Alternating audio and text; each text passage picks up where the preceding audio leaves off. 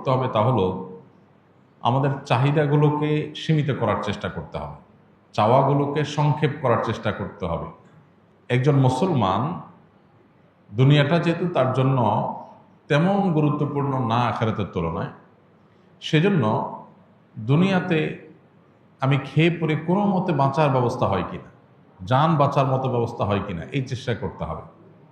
আমাদের নবী করিম সাল্লাল্লাহু আলাইহি সাল্লামের বাসায়, তার ঘরে মাসকে মাস অতিবাহিত হয়েছে, শুধু শুকনা খেজুর আছে, কিচ্ছু নাই, চাল ডাল গোশ কিচ্ছু নেই, মাসকে মাস। আপনি বা আমরা নিশ্চয়ই এর চাইতে বেশি অভাবী না। কিন্তু নবী করিম সাল্লাল্লাহু আলাইহি সাল্লাম কোনদিন তার অভাবের ব্যাপারে কারো কাছে অভিযোগ করেন নাই। তার মানে ওইটা তিনি মেনে নিয়েছেন যে আল্লাহ তাআলা আমার কি অবস্থা রাখছে, আলহামদুলিল্লাহ।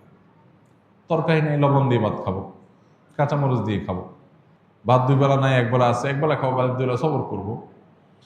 এই মানসিকতাটা লালন করলে যেটা হবে, এই যে রিজিকের কষ্ট, যতটা না ক্ষুধার কষ্ট, যতটা না পেটের কষ্ট, তার চেয়ে বেশি মনের কষ্ট। যেমন নাই, মানসিকভাবে আমি ডিপ্রেসড হয়ে যাচ্ছি, অনেকের আছে আমার নাই, পেরেশান হচ্ছি, দুশ্চিন্তাগ্রস্ত হচ্ছি। এই জন্য এগুলো উচিত না, এগুলো যথাসম্ভব দূর করার চেষ্টা করা দরকার। অর্থাৎ আমি আমার নিজেকে চেষ্টা করব আমার চাহিদাকে সংক্ষেপ করার এবং যে অবস্থা আছে অবস্থা শুকর আদায় করার।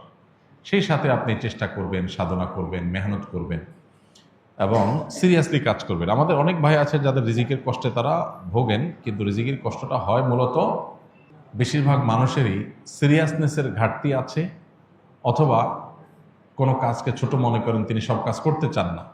মন মানসিকতা যদি এভাবে করেন যে আমি যে কোনো হালাল উপার্জনের মাধ্যম পাই সেটা আমি করবো ইনশাআল্লাহ, এক জায়গায় একটা কাজ করছি, সব বেটে বলে হচ্ছে না, সব মন মতে হচ্ছে না, এটাই দুনিয়া, এটা জান্নাত না, এখানে সব মন মতে হবে না। আপনি মনে করছেন অন্য অনেকে কাজ করছে, তারা কত শান্তিতে আছে। আপনি যাদেরকে শান্তিতে আছে মনে করছেন, হয়তোবা তারা অনেকে অনেক অশান্তিতে আছে, আপনি জানেন না। একজন খুব চকচকা অফিসে খুব টিপটপ গাড়িতে চলাফেরা করে, যাই দেখেন ওখানে তার এমন এমন কষ্টের মধ্যে সে আছে যে আপনি চিন্তাও করতে পারবেন। সবসময় মানুষ অন্যটাকে অনেক বেশি ভালো মনে করে, নিজেরটাকে অনেক কষ্টের মনে করে।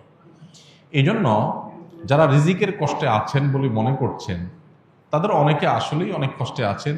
তাদের প্রতি অবশ্যই সমবেদনা আছে। মুসলমান আমরা দোয়া করি আল্লাহ তাআলা তাদের কষ্ট দূর করে দিন। কিন্তু অনেক মানুষ আছেন যারা রিজিকের কষ্টে আছেন বলে মনে করছেন, আসলে তারা সেভাবে রিজিকের কষ্টে নাই। অর্থাৎ এটাকে মানুষ চাইলে এই দৃষ্টিভঙ্গিতে দেখতে পারে যে আলহামদুলিল্লাহ, আমি কিছু মানুষের তুলনায় একটু কষ্টে থাকলেও আবার বহু মানুষের তুলনায় অনেক ভালো আছে, অনেকের তুলনায় আমি অনেক ধনী আছে। যেমন মিডল ইস্টের লোকজন, তারা বেশিরভাগ মানুষই বোতলের পানি খায় অভ্যাস, ছোট ছোট বোতলের পানি খায়। বাসা বাড়িতেও তারা, অফিস আদালতে তো প্রায় অলমোস্ট সবাই বোতলে পানি খায়। তাদের অনেক টাকা পয়সা, তারা আমাদের চাইতে অনেক বেশি ধনী দেশ, ধনী সমাজ, সেই হিসাবে তারা বোতলের পানি খায়। এটা তাদের জন্য একটা নর্মাল ব্যাপার। এখন একজন আরাবিয়ান, সে মনে করেন এক কার্টন পানিতে ধরেন 20-40 বোতল পানি থাকে ছোট ছোট, সে এইভাবে পানি কিনে খাওয়ার সামর্থ্য তার নাই। সে গ্লাসে করে ঢেলে ঢেলে বড় জার থেকে নিয়ে তারপর পানি খায়। সে নিজেকে কিন্তু গরিব মনে করে, কারণ তার আশেপাশে সবাই বোতল খুলে ডকডক করে পানি পান করে, সেটা করতে পারতেছে না। সে কিসের পানি খায়? ফিল্টারের পানি, জার থেকে পড়ে সেখান থেকে সে পান করে।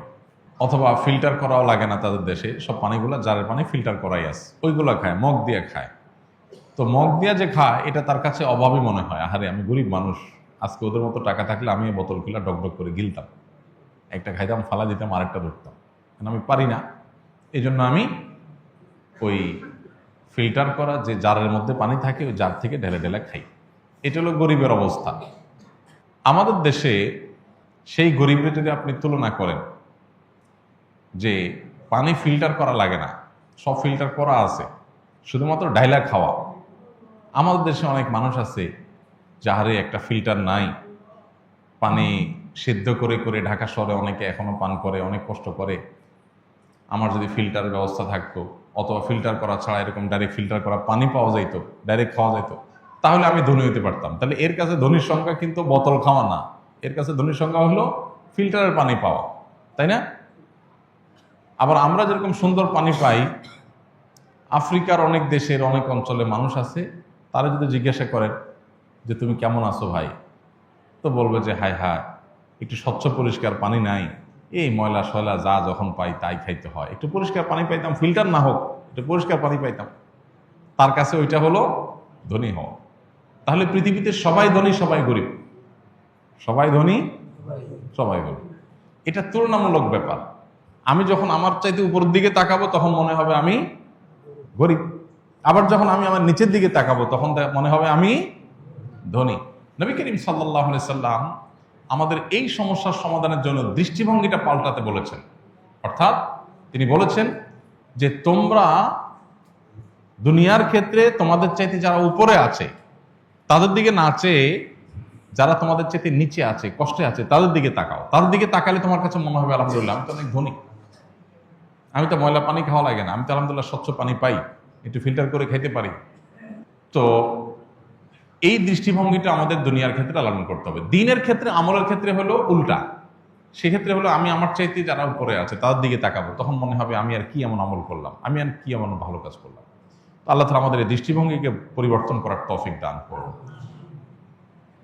আমরা যারা কষ্টে আছি, অভাবে আছি, তারা মনে কষ্ট নেব না, তারা ভুল বুঝবো না যে হুজুর আমরা কষ্টের কথা বললে আপনি ওয়াজ শুনাই দেন কেন, পারলে একটু আসনা ফাউন্ডেশন থেকে টাকা এনে দিয়ে দিবেন, টাকা না দিয়ে আপনি ওয়াজ শুনাই দেন কেন। ভাই, টাকা আসনা ফাউন্ডেশনের টাকা এভাবে দিতে পারবো কি পারবো না সেটা তো ভিন্ন আলাপ, কিন্তু টাকার চাইতে বড় সলিউশন হলো এই মানসিকতার পরিবর্তন। এটা হলো আসল ট্রিটমেন্ট, স্থায়ী ট্রিটমেন্ট। টাকা আজকে দিলাম আপনাকে আমি বা অন্য কেউ দিল, আপনার সমাধান হলো, সমাধান আবার সমস্যা আসবে, আবার সমস্যা হবে।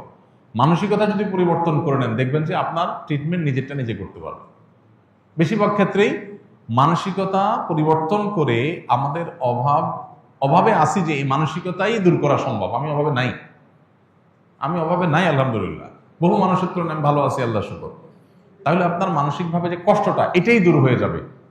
বাকি কষ্ট যেটা আছে সেটা দূরের জন্য সিরিয়াসনেস, আল্লাহর কাছে দোয়া, সঠিকভাবে চেষ্টা করা, বুঝে শুনে পা ফেলা, বুদ্ধিমান অভিজ্ঞতার সাথে পরামর্শ করে করে ইনিশিয়েটিভগুলো নেওয়া, ইনশাআল্লাহ এগুলোর মাধ্যমে বেশিরভাগ দারিদ্র্যের মোকাবেলা করা সম্ভব ইনশাআল্লাহ। আমরা দোয়া করি আমাদের এই ভাইয়ের জন্য, ওসমান গনির জন্য, আল্লাহ তাআলা তাকে হালাল রিজিকের, বরকতময় রিজিকের ব্যবস্থা করে দিন।